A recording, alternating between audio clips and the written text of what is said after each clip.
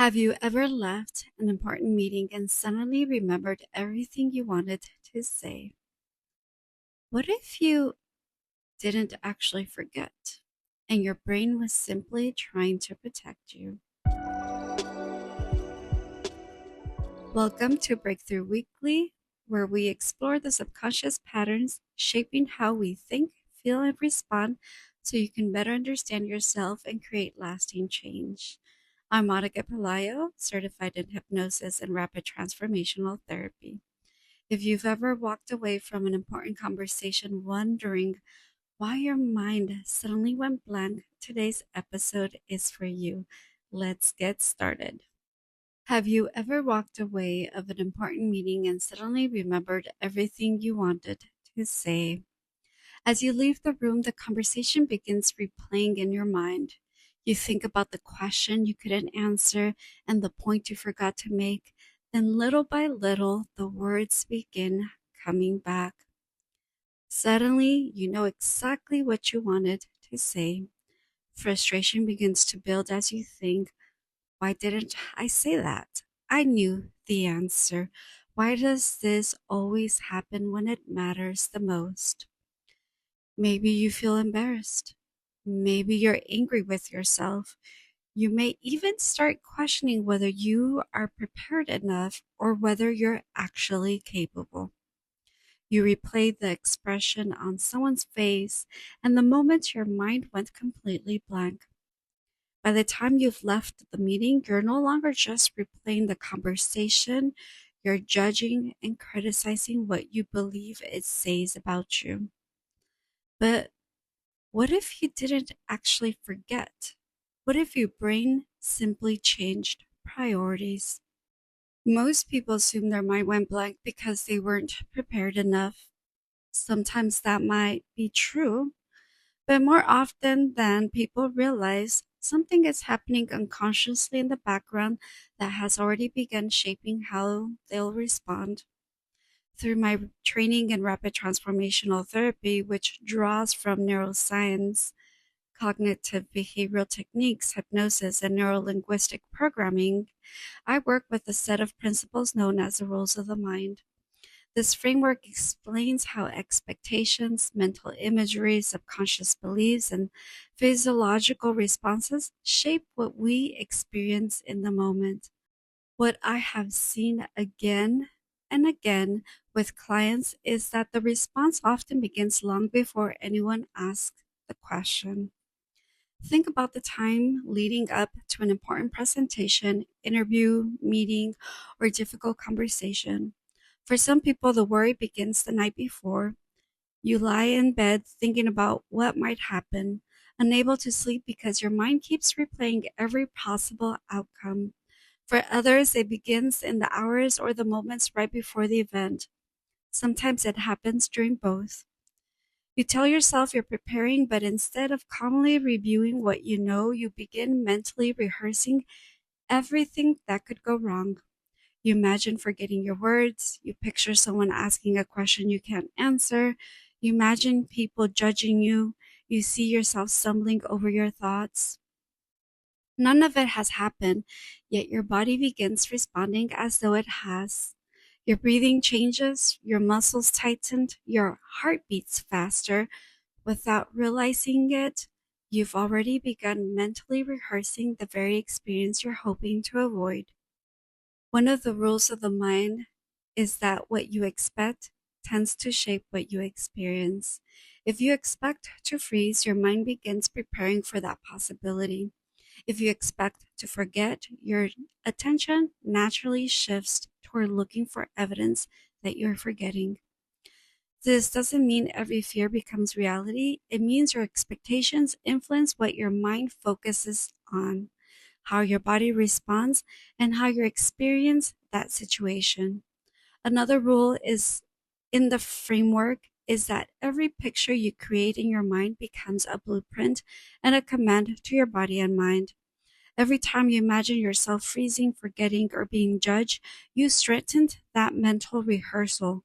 Your body can begin responding to those mental images even though the event hasn't happened yet.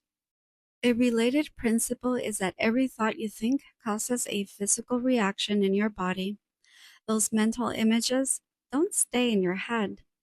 They create emotions, and those emotions create physical responses. Your breathing changes, your muscles tighten, your heart beats faster. The meeting hasn't started yet, but your body's already preparing for the experience you've been imagining. You haven't walked into the room yet, your nervous system is already reacting to the blueprint you've created. By the time you enter the room, your mind and body may already be prepared for danger. Then someone asks the question you were hoping they wouldn't ask. Your subconscious perceives a threat, not necessarily a physical threat, but an emotional one. The possibility of embarrassment, failure, rejection, or being judged. Once that happens, your brain changes priorities. Protecting you becomes more important than helping you communicate clearly. Memory retrieval, problem solving, and verbal fluency becomes less accessible because your mind is focused on keeping you safe. The information hasn't disappeared. Accessing it has simply become more difficult while your brain believes you're under a threat. Going blank is only the first part of the experience. What you do next can make access even more difficult. You notice your mind has gone blank, and your natural reaction is to try harder. You search for the answer, you analyze the question, you tell yourself, come on, you know this. At the same time, you're wondering what everyone in the room is thinking. Now you're trying to do several things at once. You're consciously analyzing the situation. You're trying to retrieve information stored in your subconscious. Your brain is also still managing a survival response. This connects to another rule in the framework. The greater the conscious effort, the less the subconscious responds. Thinking and analyzing primarily involves conscious effort, while much of memory storage and retrieval happens outside conscious awareness. When you're trying to logically process the question while also forcing the answer to appear, you place more demands on an already activated system. Meanwhile, survival continues to take priority. The harder you consciously try to force the answer, the more pressure you create and the more overloaded the system can become. Think about trying to remember someone's name. You know it's there, but the harder you force yourself to recall it, the further away it seems. Then you stop trying, shift your attention, and suddenly the name comes back. Once the pressure decreases, your mind has more space to retrieve it.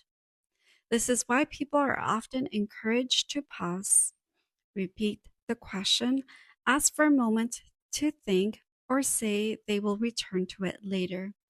In an interview or an important meeting, that may not always feel ideal, but continuing to panic and force an answer usually creates even more pressure. A pause interrupts the overload. Repeating the question slows the moment down. Telling yourself it will come back to me gives your subconscious a clear instruction without demanding an immediate response. Sometimes the fastest way to remember it to stop forcing yourself to remember. Most people aren't actually afraid of speaking in a meeting. They're afraid of what might happen and what that outcome could mean about them. Underneath the fear are often thoughts like, what if they think I'm not smart enough? What if I fail? What if I embarrass myself? What if they realize I don't belong here? When thoughts like these lead your subconscious to believe that your worth, identity, acceptance, or belonging may be at risk, your nervous system activates a survival response. You may move into fight, flight, freeze, or fawn mode because your brain believes it needs to protect you. In that moment, your brain becomes more focused on protecting you than on retrieving information, thinking clearly, or communicating with ease. Once the meeting ends and the perceived threat passes, your nervous system begins to settle. As your body moves out of survival mode, access to the information begins to return. Many people respond to experiences like this by trying to prepare more. They study harder, practice longer, and review more notes. Preparation is valuable, but if your subconscious still interprets the situation as threatening, more preparation will not address what is actually driving the response. The challenge is that we're often unaware of the belief system operating in the background. Most people have never been taught to examine how experiences from earlier in life may have shaped what they believe about themselves. Someone can consciously say, I know I'm capable. I know I belong here. I don't believe I'm not good enough. Logically, they may truly believe that, but the subconscious can still hold older meanings connected to experiences in which they felt rejected, criticized, embarrassed, overlooked, or as though they did not matter. This is why the fear often goes beyond making a mistake. At a deeper level, it can become a fear of what that mistake might expose about you. What if this moment exposes that I'm not as capable as people think? What if they discover I don't belong here? What if one mistake confirms something I've been afraid is true about me? These thoughts may sound different, but they often connect to one underlying belief system. This is where the hypnosis becomes so valuable in my work. It helps quiet the conscious analytical mind so we can access the subconscious where memories, emotions, and the meanings attached to those experiences are stored. The experiences that surface help us understand how the belief system was formed and how it may still be influencing a person's identity, behavior, patterns, and perception of threat. Many times the fear connects to a core belief such as, I'm not good enough, I don't belong, I don't matter. Other thoughts, such as, if I make a mistake, people will reject me, or if people see the real me, they'll realize I'm not enough, are often expressions of that deeper belief system rather than an entirely separately belief. Once the underlying belief is identified, we can begin updating it based on what the person now knows about themselves, their current life, and the person they want to become. Lasting change does not happen simply because a belief has been uncovered. It develops through repetition and consistent reinforcement. This is why I create a personalized audio recording for each client. The recording helps reinforce the updated belief system and support the development of new neural pathways. As clients consistently listen to the recording and take action that align with the updated belief, the brain begins gathering new evidence that supports the change. Over time, those new neural pathways become stronger. The old belief loses its influence, and the nervous system no longer needs to interpret every important conversation as a threat. Clients often tell me they feel calmer, remember what they wanted to say, and stop overthinking every response. The difference isn't that they suddenly became more intelligent or prepared. The difference is that the fear of what the moment might expose about them is no longer running the conversation. Think about a time when your mind went blank, you froze, or you began overthinking during an important conversation. What were you afraid might happen? And if that outcome had happened, what would you have believed it said about you? You may not immediately know the answer. The belief system driving our reactions often operates outside our conscious awareness, but becoming curious about the meaning you attach to the moment can help you begin understanding why it feels so threatening.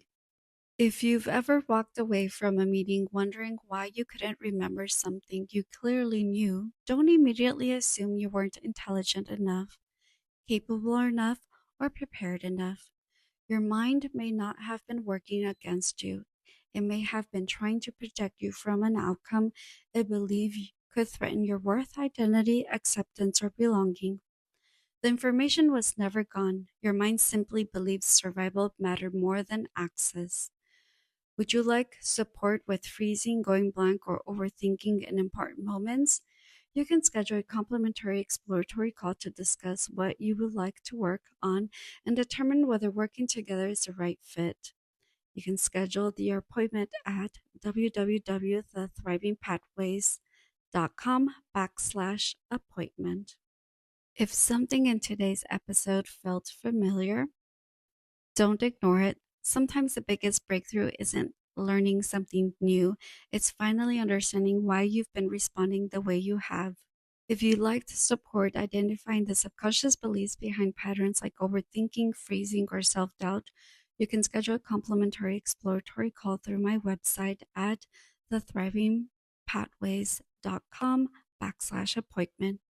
If you found this episode helpful, I really appreciate if you subscribed, left a review, or share it with someone who might benefit from hearing it. Thank you for listening to Breakthrough Weekly. I look forward to being with you again next week.